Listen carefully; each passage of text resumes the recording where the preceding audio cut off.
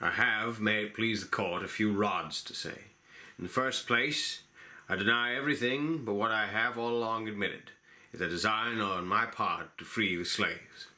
I intended, certainly, to have made a clean thing of the matter, as I did last winter when I went into Missouri and there took slaves without the snapping of a gun on either side, moved them through the country, and finally left them in Canada. I designed to have done the same thing again on a larger scale. That was all I intended. I never did intend murder, or treason, or the destruction of property, or to excite or incite slaves to rebellion, or to make insurrection. I have another obligation, and that is, it is unjust that I should suffer such a penalty. Had I interfered in the manner which I admit, and which I admit has been fairly proved, for I admire the truthfulness and candour of the greater portion of the witnesses who have testified in this case, had I so interfered in behalf of any of their friends, either father, mother, brother, sister, wife, or children, or deny of that class, and suffered and sacrificed what I have in this interference, it would have been all right, and every man in this court would have deemed it an act worthy of reward rather than punishment. This court acknowledges, I suppose, the validity of the law of God.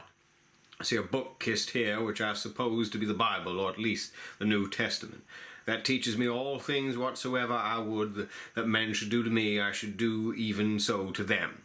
It teaches me further to remember them that are in bonds as bound with them. I endeavored to act up to that instruction. I say I am yet too young to understand that God is any respecter of persons. I believe that to have interfered as I have done, as I have always freely admitted I have done, in behalf of his despised Paul, he was not wrong, but right.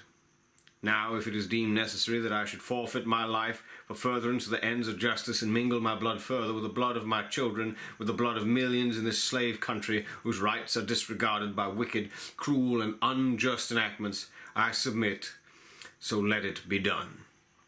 Let me say one word further. I feel entirely satisfied with the treatment I have received on my trial. Considering all the circumstances, it has been more generous than I expected. But I feel no consciousness of guilt. I have stated from the first what was my intention and what was not. I never had any design against the life of any person, nor any disposition to commit treason, or excite slaves to rebel, or make any general insurrection. I never encouraged any man to do so, but always discouraged any idea of that kind. Let me also say a word in regard to the statements made by some of those connected with me. Here has been stated by some of them that I have induced them to join me. The contrary is true. I do not say this to injure them, but as regretting their weakness. There is not one of them but joined me of his own accord, and the greater part of them at their own expense.